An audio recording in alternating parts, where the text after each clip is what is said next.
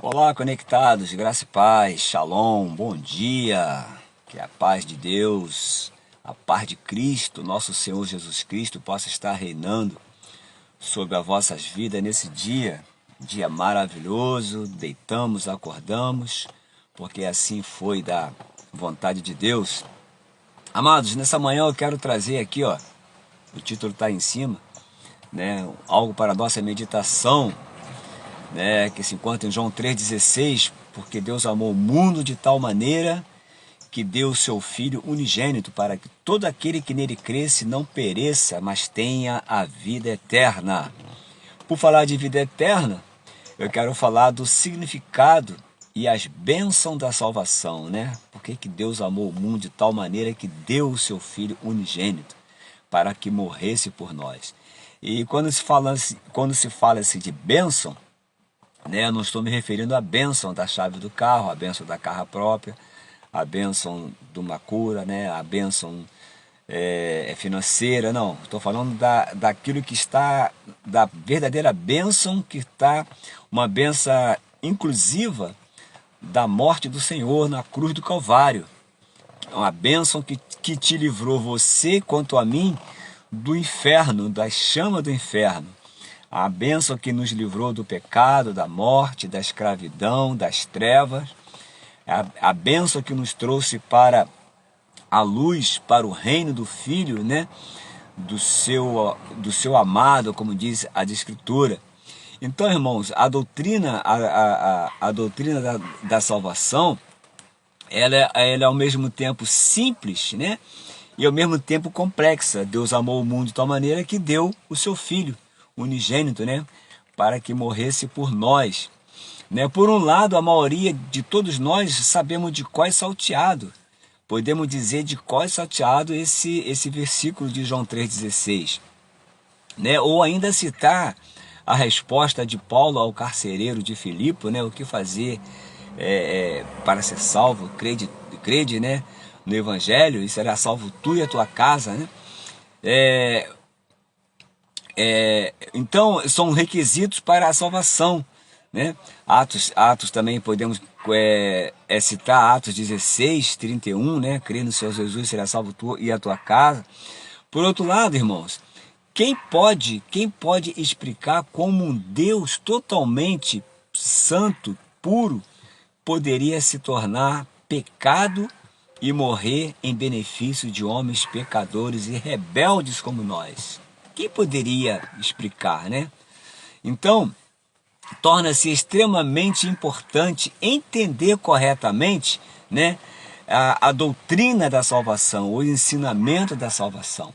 A Bíblia, ela coloca como anátema, como maldito, né, sobre ela faz uma colocação anátema, maldita, sobre qualquer pessoa, incluindo anjos, né, ou pregadores, que venha a ensinar um evangelho de salvação diferente daquele ensinado nas Escrituras, como diz Paulo lá aos Gálatas 1, versículo 8, né? O que então, né, é a verdadeira salvação? No que se restringe a verdadeira salvação? Como ela é oferecida? Como se pode obtê-la, a verdadeira salvação? Quais são os seus benefícios e bênçãos, né? Então, irmãos, a verdadeira salvação é aquela oferecida pelo próprio Deus, pela morte sacrificial de seu Filho unigênito, Jesus Cristo, a nosso favor. Não há outro meio, não há outro meio. Não existe outra maneira, não existe outro meio, né, outro método, né, pelo qual alguém possa ser salvo da condenação eterna, do lago do fogo, do diabo, né, das suas chamas eternas, e receber a vida eterna em Cristo Jesus, né? E por outro lado, alguns requisitos talvez passam-nos desapercebido, né, da morte de Cristo. Deus amou o mundo de tal maneira que deu, né, o seu Filho unigênito para morrer no nosso lugar, e todo aquele que nele cresce né? Não pereçam. Então houve uma morte, né? E essa morte, ela é cheia de significado, irmãos, cheia de significado, do qual muitas das vezes nós passamos por cima. Primeiro, não vou aqui elaborar uma item por item, senão vai ficar muito extenso, né? A nossa live nessa manhã. Mas primeiro eu preciso entender que a morte de Cristo foi uma morte substitutiva, né? Foi a substituição pelo pecado, pelo meu e pelo seu pecado, pelos nossos pecados, né?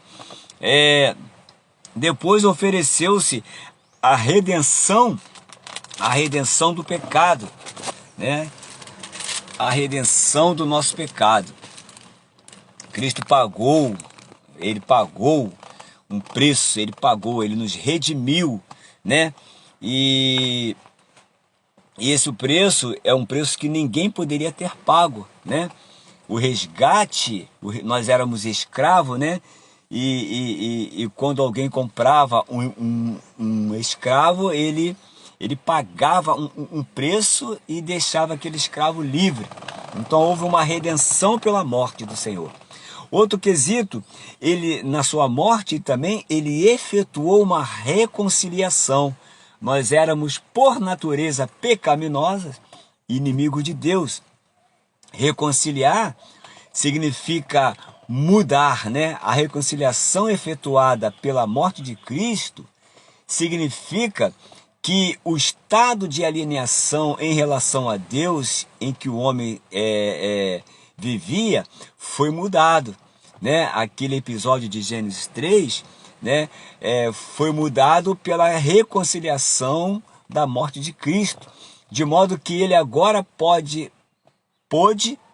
nos salvar, entendeu? Então, quando um homem crer, né, o seu antigo estado de alienação pecaminosa de Deus é mudado e ele torna membro da família de Deus. Irmãos, isso é maravilhoso. Isso é algo que deve nos dar um outro sentido quando nós estivermos na nossa adoração coletiva ou individual, no nosso devocional, né, durante o memorial da ceia, né? A gente lembrar dessas coisas, né? E outro item, a morte de Cristo, ela proporcionou, né, para nós, ofereceu para nós a propiciação. A palavra propiciar, né, ela significa apaziguar, né, ou satisfazer a um Deus. Quando você faz uma oferta de propiciação, você está satisfazendo, né, Deus. Você está tendo um apaziguamento, né? E estamos levando satisfação ao nosso Deus. Então, irmãos, isso naturalmente levanta a questão, né? Por que a divindade precisava ser apaziguada, né? Então, a resposta bíblica para esta pergunta é simples, é muito simples, né? Que o verdadeiro Deus estava irado com a humanidade por causa do pecado. Aleluia, lá em Gênesis 3, né? O tema da ira de Deus aparece frequentemente na Bíblia, né? Inclusive nos ensinos de Cristo, em Marcos 3:29, né? E aí é fora. Então a ira não era apenas o desdobramento, né? Impessoal, e também inevitável, né, da lei por causa do efeito do pecado. Então a morte de Cristo, ela nos proporcionou isso, ela propiciou, né, a Deus, esse apaziguamento. Então, sustentando a sua ira, permitindo que ele nos recebesse, né, como na sua família, né? Então houve um apaziguamento, e tudo isso trouxe paz, né? Agora nós temos paz com Deus, né? Essa ação propiciatória de Cristo, ela é universal, é a base da propiciação, é o seu sangue derramado na cruz do Calvário pelo efeito da redenção, né? O outro quesito da morte, né?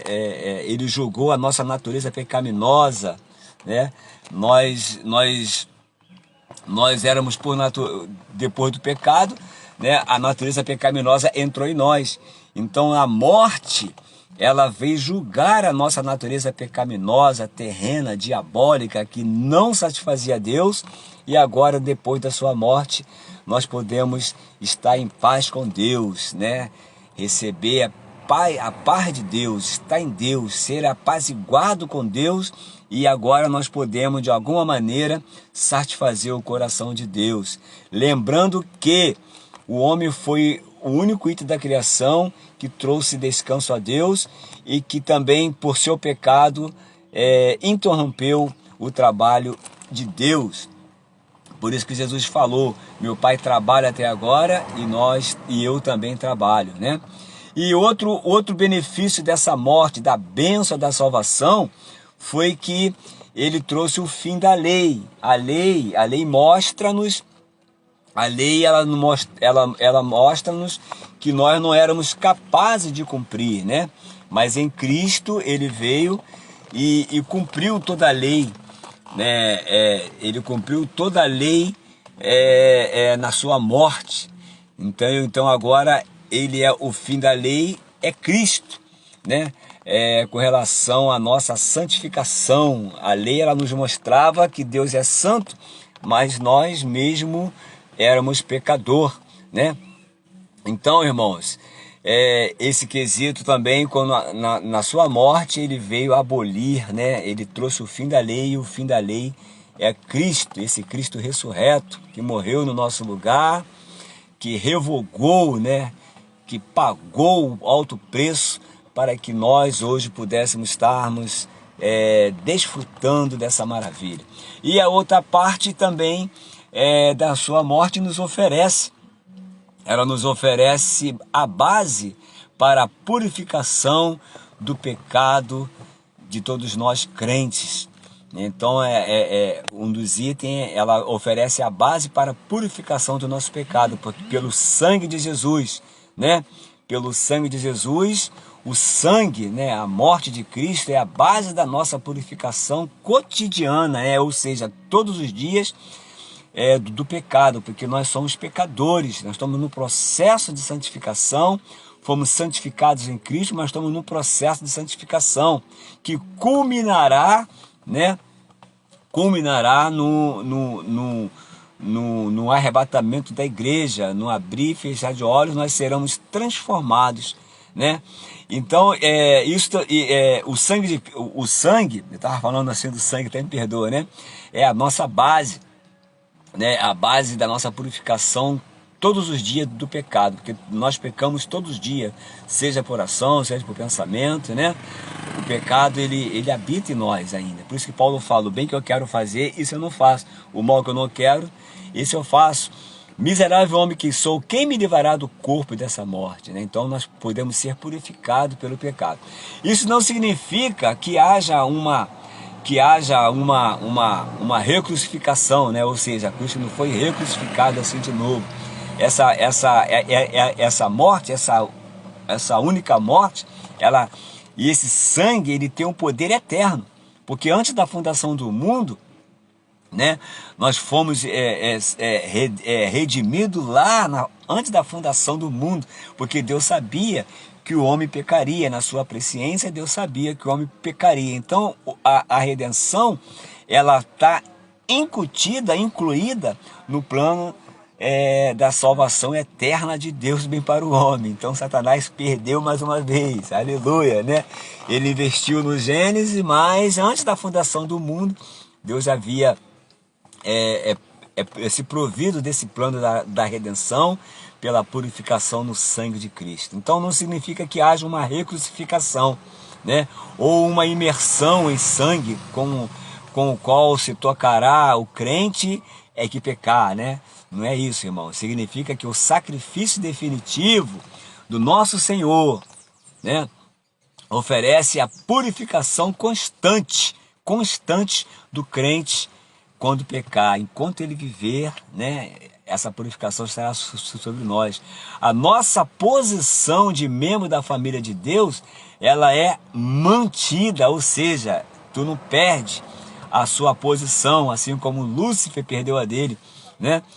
Então, a nossa posição de membro da família de Deus era mantida por sua morte, por nossa comunhão familiar, e a nossa comunhão familiar, né, ela é restaurada pela confissão dos pecados, né? Por isso que nós devemos confessar os nossos pecados, não ao Papa, né, não ao Padre, né, mas confessar os nossos pecados uns aos outros. E o sangue de Cristo nos purifica de todo pecado, de todo mal. Então, irmãos, essa morte também trouxe alguns benefícios, né? Trouxe os benefícios, né? E mais detalhadamente, mais tarde ou outra hora, nós vamos estar vendo, né? O benefício da justificação, o benefício da justificação, fomos justificados em Cristo, né?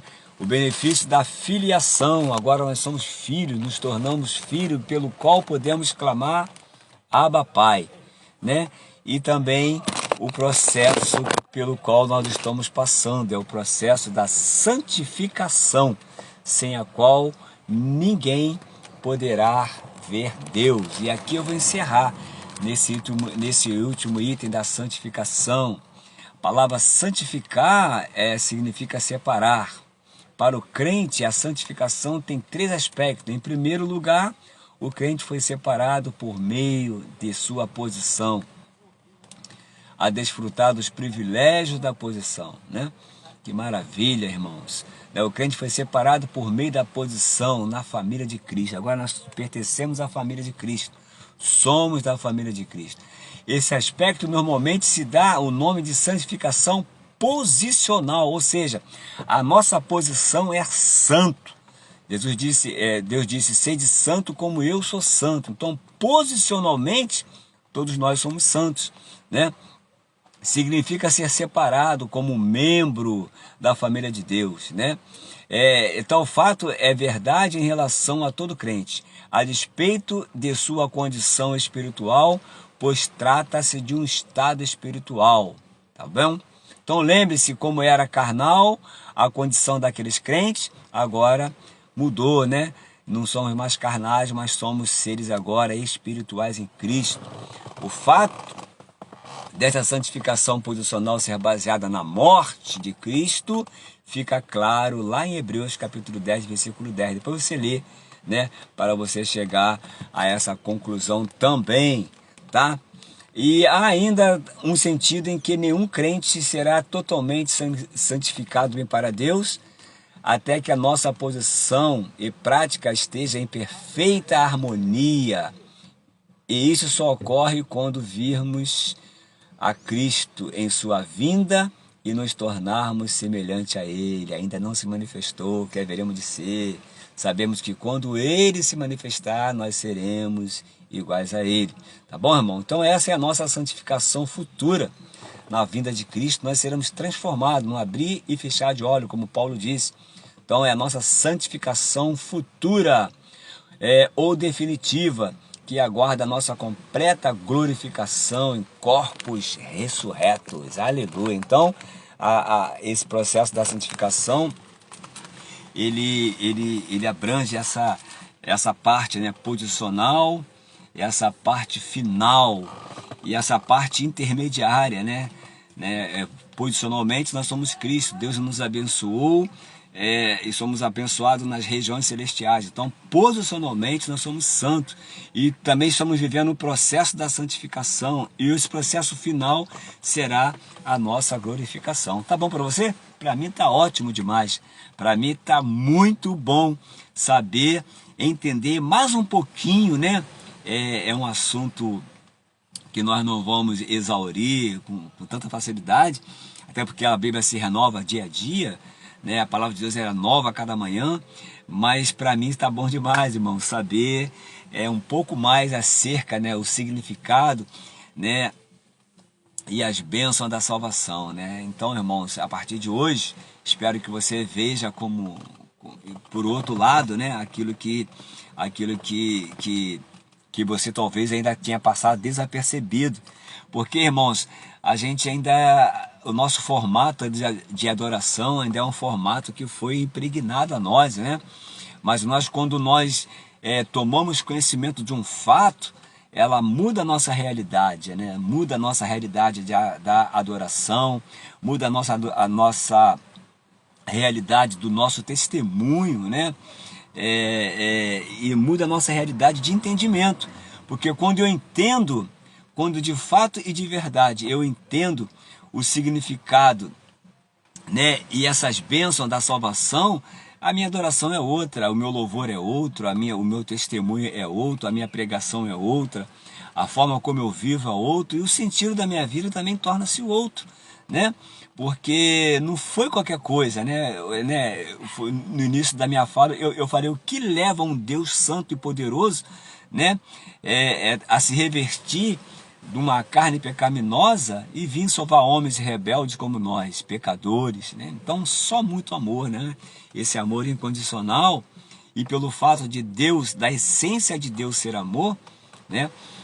Deus é amor, a essência dele é amor, e o amor dele por nós continua sendo incondicional, não importa, né? Não importa se eu não o amo, ele me amou primeiro. Então, se nós estamos aqui, porque nós fomos chamados, né? Antes da fundação do mundo, houve uma eleição, fomos eleitos nele, antes da fundação do mundo. Antes que o mundo fosse o mundo, ele já tinha feito menção de você, de mim, de cada um de nós. E nos colocou hoje na igreja, né? Nos guardando. O que é a igreja? Esse corpo místico. Eu falei da família de Deus, né? Como nós recebemos a propiciação, nós temos paz com Deus. Então Deus estabeleceu, assim como ele estabeleceu em toda a criação um lugar chamado Éden, um jardim de delícia, e ali pôs o homem, né, para que o homem pudesse ter comunhão, relacionamento com Deus, né? Esse lugar hoje é a igreja, né? Até que o período de cegueira espiritual de Israel, até que Israel retorne ao seu estado original, Deus ele proporcionou à igreja esse ambiente para que nós pudéssemos crescer, se multiplicar, né, como membro da família, e lá na frente, na bênção futura, receber os nossos irmãos judeus, né, com a mesma bênção do seu Filho Jesus. Foi por isso que João 3,16 fala, né, que Cristo ele deu o seu único gênito, o seu único Filho, né, o seu unigênito, para que morresse por nós, e após a sua morte e a sua ressurreição, ele passa de unigênito, ele passa a ser o primogênito entre muitos irmãos. Então, irmãos, que Deus possa te abençoar, que você possa ter sido, que eu possa ter esclarecido alguns pontos, né, a respeito dessa tão grande salvação, que nós não podemos negligenciar, né? O que seria de nós se nós negligenciarmos tão grande salvação? Então, irmãos, o Senhor nos livrou, o Senhor trouxe um livramento para nós, né? O livramento da cruz, o livramento do inferno, o livramento que você não vê, né? Livramento no dia a dia. Os anjos do Senhor acampam ao nosso redor para nos guardar. O diabo ele anda ao nosso bramando como um leão, mas os anjos do Senhor estão ali, nos protegendo, nos guardando, nos livrando. Isso é puro fato, irmãos, é amor de Deus, né? Deus ele zela por nós com um amor imensurável. E que você possa ser abençoado com essas poucas palavras, que você possa ter um novo sentido da tua salvação, que a tua salvação possa redundar em novo sentido, que essa comunhão possa redundar em novo sentido, que você possa ver tamanho foram os benefícios e reconhecer que as verdadeiras bênçãos elas não estão presas a dinheiro, a condição social, ao seu carrão, a sua chave a sua casa, né? Mas ela vai além disso, porque mesmo com o seu carrão, mesmo com o dinheiro, mesmo com a chave do baú da felicidade, mesmo com tudo que você possa chamar de bênção, um dia tu vai perder. mas essa bênção, elas são eternas. Estar em Cristo é uma bênção eterna. A palavra de Deus fala: louco, essa noite pedirão a tua alma. De quem será? Você sabe? Não. Então, né? Mas eu creio que a partir de hoje você sabe que a tua alma, que a tua bênção, que a tua alma, ela foi comprada, ela foi redimida, mas por outro lado, Satanás disputa palmo a palmo a ela. Então, que a tua alma, que a salvação da sua alma, ela possa estar reservada nos céus, que ela possa estar, que você possa estar com o Senhor, né, no dia em que você for chamado, né, ou quando ele vier. Amém? Que Deus te abençoe, tá? Rica e poderosamente, que você tenha uma quinta-feira de muita revelação na palavra, né? O que nós precisamos é revelação na palavra, porque quando nós temos a palavra, tudo em nosso entorno muda, né? E essas bênçãos não é só para você, que você possa multiplicá-la, que você possa fazer chegá-la a outras pessoas, de modo que elas entendam o sacrifício, a morte sacrificial na cruz do Calvário. Eu creio que, a partir de agora, a mensagem da cruz para você ficou muito mais clara. Que Deus te abençoe rica e poderosamente, que o grande amor de Deus, a graça de nosso Senhor Jesus, Salvador Jesus Cristo e as doces consolações do Espírito Santo possa permear, possa habitar na sua vida, e essa paz que excede a todo entendimento, né, ela possa permanecer contigo, não só hoje, mas para todos sempre. Que Deus te abençoe. Amém. Até a próxima.